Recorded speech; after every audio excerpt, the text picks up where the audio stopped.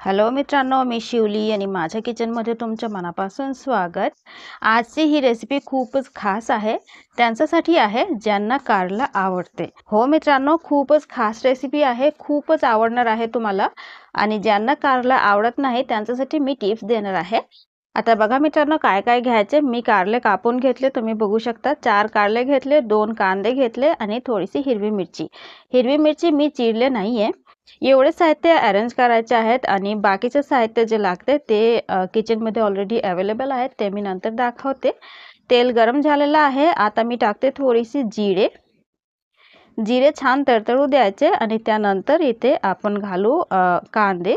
पहिले कांदे घालून घेऊया आणि कांद्याला खूप जास्त फ्राय करायची गरज नाहीये, थोडासा फ्राय करू, थोडासा ट्रान्सलुसेंट होऊ देऊ कलर आणि त्यानंतर कारले घालून घेऊ। अजून मसाले घालायचे आहेत, पण ते नंतर घालायचे, आता नाही, मी तुम्हाला सांगते नंतर। आज कारल्याची भाजी मी खास माझ्यासाठी बनवते, म्हणजे मला कारले आवडते। कडू चव पण आवडते, काही हरकत नाही। पण जर तुम्हाला आवडत नसेल तर तुम्ही काय करा, 2 चमचा मीठ घालून चांगले मिक्स करून अर्धा तासासाठी रेस्ट करायला ठेवा आणि त्यानंतर खूप सारा पाणी निघणार आहे, ते पाणी चांगले पिळून काढायचे आणि त्यानंतर परत एकदा धुवून घ्यायचे। मग सारी कडू चव जे आहे ते निघून जाणार आणि सर्वांना आवडणार। आता मी काय तसं करत नाही, मी अशाच घालून घेते। कारले घातल्यानंतर आपण घालूया मीठ आणि हळद पावडर।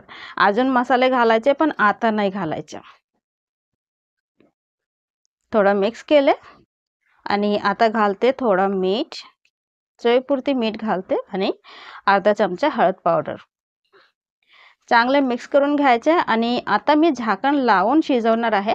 पण जर तुम्हाला कुरकुरीत कारले आवडत असेल तर तुम्ही झाकण नका लावू, म्हणजे अशाच उघडा भाजून घ्या।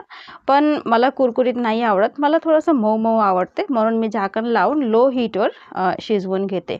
म्हणजे पाणी नाही घालायचं, अशाच लो हीटवर शिजू द्यायचे, वाफत अशाच शिजून जाईल।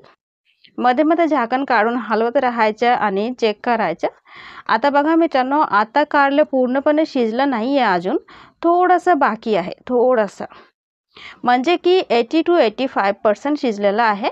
आता मी थोडेसे मसाले घालते। आता घालते थोडे धने पावडर, 1 चमचा होईल एवढे, आणि थोडंसं लाल तिखट। आणि यासोबत तुम्हाला जर पाहिजे असेल तर तुम्ही थोडासा बडीशोपचा पावडर पण घालू शकता। अर्धा चमचा घाला, खूपच चांगले लागते, पण मला तेवढे आवडत नाही, बाकी दुसऱ्यांना आवडते। चांगले मिक्स करते आणि ही भाजीमध्ये गरम मसाला वगैरे काय घालू नका। पण जर तुम्हाला कांदा लसूण मसाला घालायचा असेल तर ते घालू शकता, 1 चमचा। 2 ते 3 मिनिटासाठी झाकण लावून घेतला होता लो हीटवर आणि आता कारला खूप छान शिजलेला आहे। आता शेवटीला जर तुम्हाला कोथिंबीर घालायची असेल तर ते पण घालू शकता, मी नाही घालत। इथे आपली भाजी अगदी पूर्णपणे तयार झालेली आहे। आता मी गॅस बंद करते, गॅस म्हणजे इंडक्शनची कॉईल बंद करते आणि गरमागरम भाजी सर्व करते। बघा, खूप छान शिजलेला आहे। पण माझी भाजी कुरकुरीत नाहीये, कारण मी झाकण लावून शिजवले। पण जर तुम्हाला कुरकुरीत पाहिजे असेल तर उघडा कुक करा, खूप छान होईल। आता मी सर्व करून घेते।